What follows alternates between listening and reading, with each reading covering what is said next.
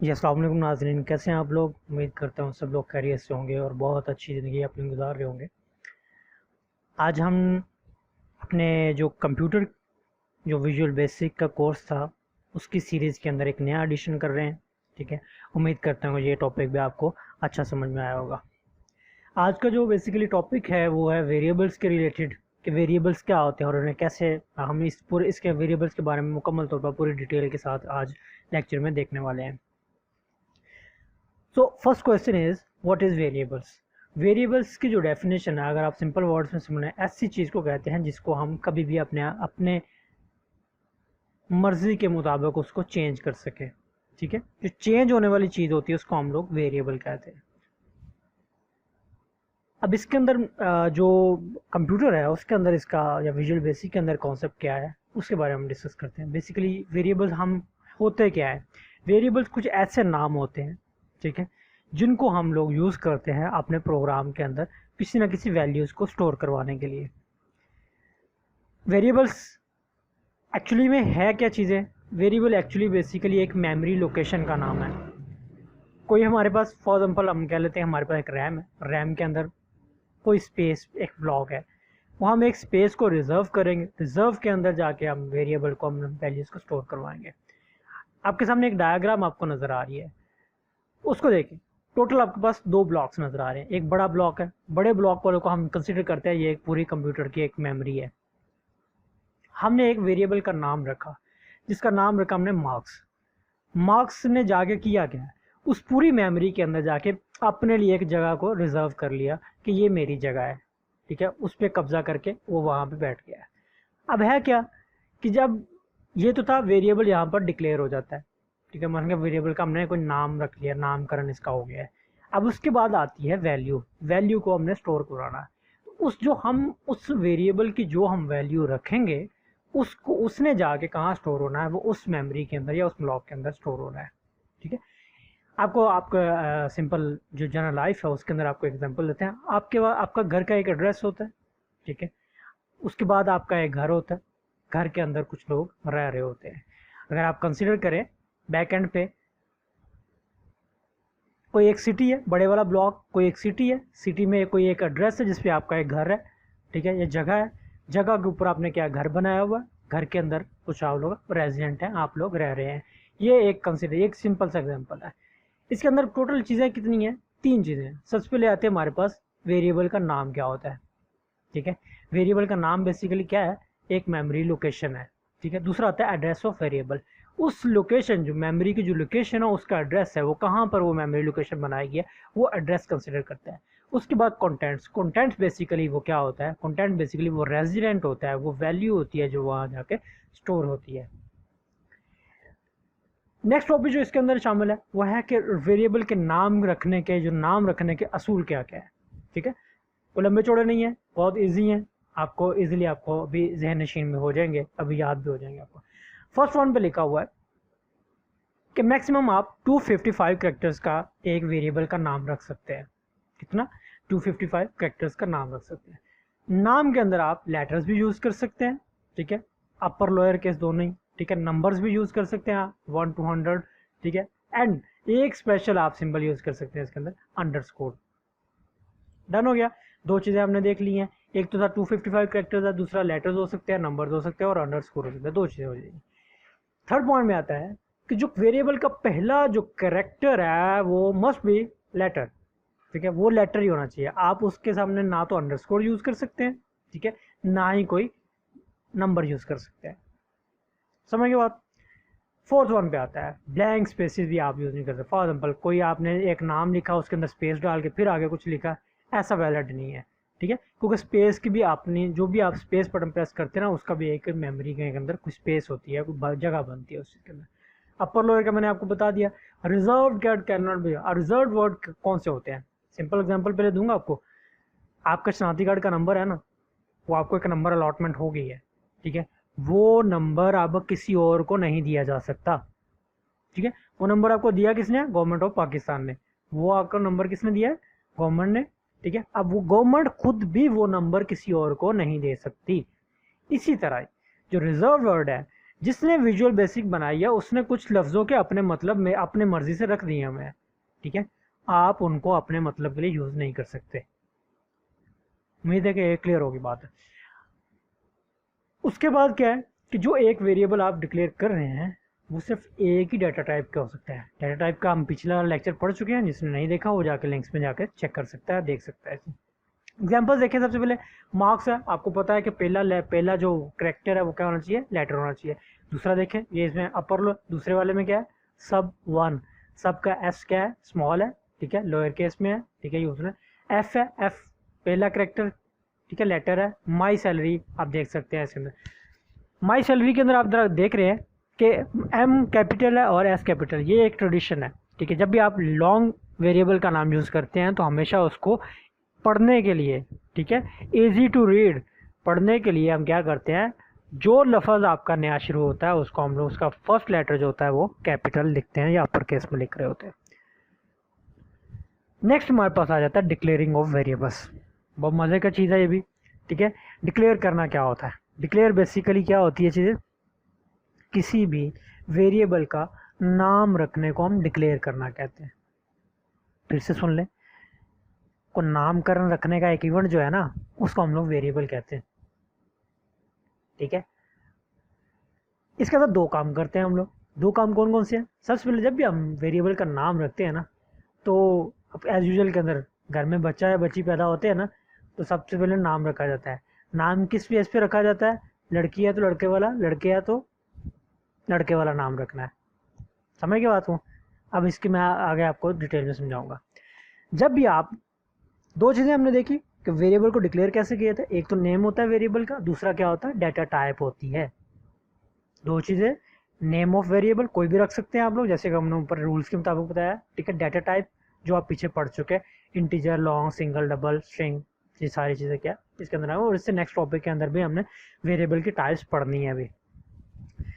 अच्छा, उसके बाद क्या कहते हैं, इसका सिंटैक्स। सिंटैक्स मतलब क्या होता है, सिंटैक्स का मतलब ये होता है कि किस तरह लिखना है आपने विजुअल बेसिक के अंदर, किस तरह की राइटिंग लिखनी है आपने, किस तरह एक लाइन को लिखना है, किस रूल के मुताबिक लिखना है, उसको हम लोग सिंटैक्स कहते हैं।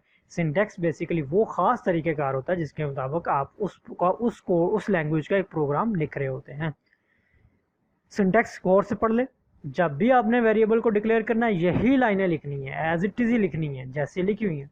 क्या लिखा हुआ हमारे पास, डिम, वेरिएबल का नेम आएगा, फिर एज लिखेंगे, फिर डाटा टाइप लिखेंगे। अब डिम का मतलब क्या है, डिम का जो शॉर्ट फॉर्म है डायमेंशन की।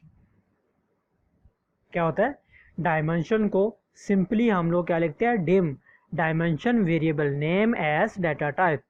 वेरिएबल का नेम हमने ऊपर देख चुके हुए हैं, ठीक है, जैसे भी अब रखा जाता है। डाटा टाइप भी हमने इससे लास्ट वाले चैप्टर या टॉपिक के अंदर या लेक्चर के अंदर हमने देखा था। सिंटैक्स में एग्जांपल के तौर पर देख ले, अगर आपने मार्क्स एज इंटीजर, इंटीजर क्या है, डाटा टाइप है।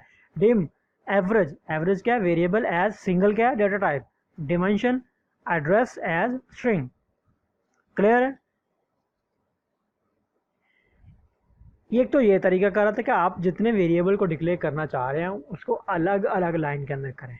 आप उसको एक लाइन के अंदर भी कर सकते हैं, कोमा सेपरेटेड वैल्यू यूज़ करके, ठीक है, कोमा यूज़ करके आप एक लाइन के अंदर, फॉर एग्जाम्पल एक बार डिम लिखा, आगे marks as integer, average as single, address as string, ये आप लोगों ने एज इट इज़ क्या किया, मेंशन कर दिया।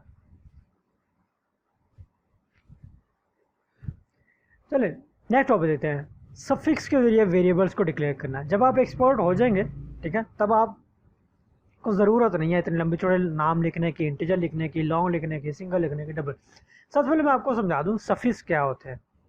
ये बेसिकली दो लफ्ज़ है, सफिक्स होता है, प्रीफिक्स होता है। प्रीफिक्स कहते हैं पहले लिखे जाने वाली चीज़ को प्रीफिक्स कहते हैं। सफिक्स कहते हैं एंड पे लिखने वाली। अब जिस पे अंदर जब डाटा टाइप, ये बेसिकली सफिक्स और प्रीफिक्स किसके लिए लफ्ज़ मैं बता रहा हूँ आपको, ये डाटा टाइप के लिए, जस्ट किसके लिए, डाटा टाइप के लिए। आपने पढ़ा इससे पीछे डेफिनेशन जो एग्जांपल के अंदर पढ़ा, डिम, डिम के बाद वेरिएबल का नेम आता है, एज आता है और इंटीजर आता है। एज और इंटीजर का जो पोर्शन है इसकी जगह पर आप कोई सिंबल यूज़ कर लें तो वो इज इक्वल टू हो जाता है उसके। फॉर एग्जाम्पल आपके सामने एक टेबल नज़र आ रहा है, आप देखें उसके अंदर डाटा टाइप लिखिए, integer, long, single, double, currency, string, ठीक है। इनके एक सिंबल्स हैं, कैरेक्टर है, जो आपका परसेंटेज का साइन वो इंटीजर के लिए यूज़ होता है, लॉन्ग के लिए ऐट का साइन, सिंगल के लिए एक्सप्लेनेशन होता है, डबल के लिए हैश होता है, करेंसी के लिए ऐट का निशान, और स्ट्रिंग के लिए डॉलर साइन इस्तेमाल होता है। अब नेक्स्ट एग्जांपल में देखें इसको यूज़ कैसे करना है। डिम मार्क्स, आगे वो साइन लगाना, बल्कि एज इंटीजर वाला पोर्शन ही हमने ख़त्म कर दिया, उसकी जगह पर हमने क्या सिंबल यूज़ कर सकते हैं। आप ये भी यूज़ कर सकते हैं और ऊपर वाला तरीकाकार भी यूज़ करते हैं, दोनों ही वैलिड है। हमने क्या किया, जब हमने वेरिएबल की शुरू की थी, हमने एक नाम रख लिया, उसकी डाटा टाइप रख ली। तीसरा रेजिडेंट को हमने पढ़ना है आज हमने कि उसको वैल्यू क्या होगी। वैल्यू को स्टोर करवाने के लिए दो काम अपने करने हैं, ठीक है।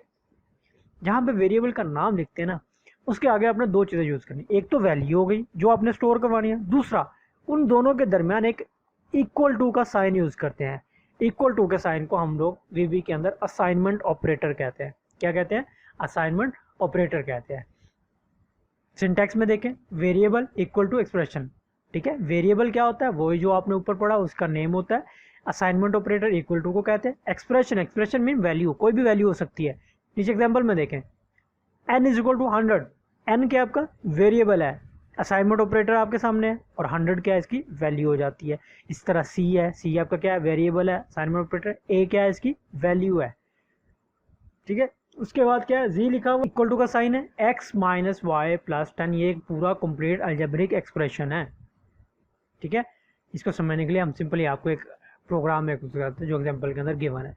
करना क्या है आपने इसके अंदर, write a program that uses an integer variable. Variable वो बता रहा है, आपने स्टेटमेंट को इजीली पढ़ना है और आसानी से समझने की कोशिश करनी है। क्या मांग रहा है आपसे, यूजेज क्या करना है आपने, इंटीजर वेरिएबल। नाम कोई भी रख ले, उसकी डेटा टाइप क्या होगी, इंटीजर होगी। एंड अ स्ट्रिंग वेरिएबल, दो वेरिएबल का उसने जिक्र किया है और दोनों की डाटा टाइप उसने बता दिया। वेरिएबल का नाम नहीं वैसे बताया, लेकिन उसने क्या बता दिया, डाटा टाइप जरूर बता दिए। To store two values, just आपने सिंपल टू स्टोर करनी है वैल्यूज को, कोई लंबा चौड़ा काम नहीं है।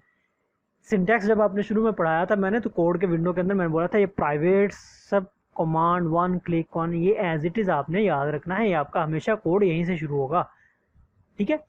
अब देखिए उसने ऊपर बोला दो वेरिएबल को आपने दो वेरिएबल लेने हैं, ठीक है, दोनों के अंदर दो वैल्यू स्टोर करवाना है आपने, दो वेरिएबल दो वैल्यूज। अब देखिए एक variable some for example dim name as string, समझ के बात, क्या नेम हमने क्या वेरिएबल रख लिया, दूसरा variable dim marks as integer. देखें दो डाटा टाइप उसने बताई थी, एक स्ट्रिंग लेनी है एक इंटीजर लेनी है, तो दोनों ही आ गई हमारे पास, समझ गए। अब क्या करना है, दो वैल्यू स्टोर करवानी है। स्ट्रिंग के अंदर आपको पता है कि सिर्फ और सिर्फ कैरेक्टर्स ही यूज किए जाते हैं डबल कोटेशन के अंदर, तो नेम असाइनमेंट ऑपरेटर उसकी वैल्यू हमने मेंशन कर दी, इस तरह मार्क्स असाइनमेंट ऑपरेटर उसकी वैल्यू हमने मेंशन कर दी। अब दोनों को वन बाय वन प्रिंट करवाना है, प्रिंट नेम कर दे, प्रिंट मार्क्स कर दे, एंड सब आपका ये सब रूटीन क्या होती है, ख़त्म हो जाती है। काफ़ी ईजी है, परेशान नहीं होना है, हम इंशाल्लाह आपको ऐसे ही समझाएंगे और ईजी तरीके से समझाएंगे। नेक्स्ट चीज़ जो आपके पास आ जाती है वो डिक्लेरेशन होती है। डिक्लेरेशन बेसिकली दो तरह की होती है, ठीक है, एक इम्प्लिसिट होती है, एक एक्सप्लिसिट होता है। पहले मैं इम्प्लिसिट और एक्सप्लिसिट को समझा दूँ। इम्प्लिसिट ऐसी चीज़ को कहते हैं जो हिडन होती है, जो वाजे नहीं होती है। एक्सप्लिसिट उस चीज़ को कहते हैं जो वाजे होती है, जो दिखाई देती है, ठीक है। अब बताता हूँ कि डिक्लेरेशन के अंदर हमने दो चीज़ें पढ़ी थी, एक तो था वेरिएबल का नाम, दूसरा होता है डाटा टाइप। बात समझ गए मेरी। डिक्लेरेशन के अंदर हमने दो चीज़ें पढ़ी थी, कौन कौन सी, एक तो थी वेरिएबल का नेम, दूसरी उसकी डाटा टाइप। अब डिक्लेरेशन के अंदर है, अगर तो आप वेरिएबल का नाम रखते हैं, अगर उसे डायमेंशन डिम के थ्रू, ठीक है, dim variable name as data type, ठीक है, इस तरह अगर आप उसको करवाते हैं, डिक्लेयर करते हैं, तो उसको हम कहते हैं एक्सप्लिसिट। अगर उस तरह नहीं करेंगे हम लोग तो वो इम्प्लिसिट कहलाएगी, जिस तरह ये सामने आपके एग्जांपल में दिया गया है कि कोई हमने बात देखिए यहाँ पर लिखा हुआ है n is equal to n assignment operator double quotation के अंदर तारक महमूद, लेकिन आप इससे कोड से पहले आपने वेरिएबल तो डिक्लेयर किया ही नहीं, कहीं यूज़ किया आपने डायमेंशन नेम एज स्ट्रिंग, नहीं लिखा हुआ ना, तो ये क्या हुई फिर, इम्प्लिसिट है, छुपी हुई है इसकी डिक्लेरेशन, ठीक है। इसी को अगर मैं आपको दूसरे तरीके से समझाता हूँ, एक्सप्लिसिट के अंदर क्या होता है, ठीक है, एक्सप्लिसिट के अंदर क्या होता है, जो पीछे हमने कोड्स के अंदर पढ़ा है, मैं अभी आपको दिखाता हूँ ये वाला पोर्शन, ये वाला जो पोर्शन आपको नज़र आ रहा है ये हमारे पास एक्सप्लिसिट है। क्या है? एक्सप्लिसिट है ये वाला। अब देखें, अगर नीचे ये एक्सप्लिसिट हो गया और नीचे वाला पोर्शन जो हमारे पास क्या हो गया, ये वाला पोर्शन क्या हो गया, ये हमारे पास एक्सप्लिसिट हो गया। उम्मीद करता हूँ आप लोगों को ये बात भी समझ में आ गई होगी। इंशाल्लाह नेक्स्ट लेक्चर में मिलेंगे। अपने दुआओं में याद रखिएगा। अल्लाह हाफिज़।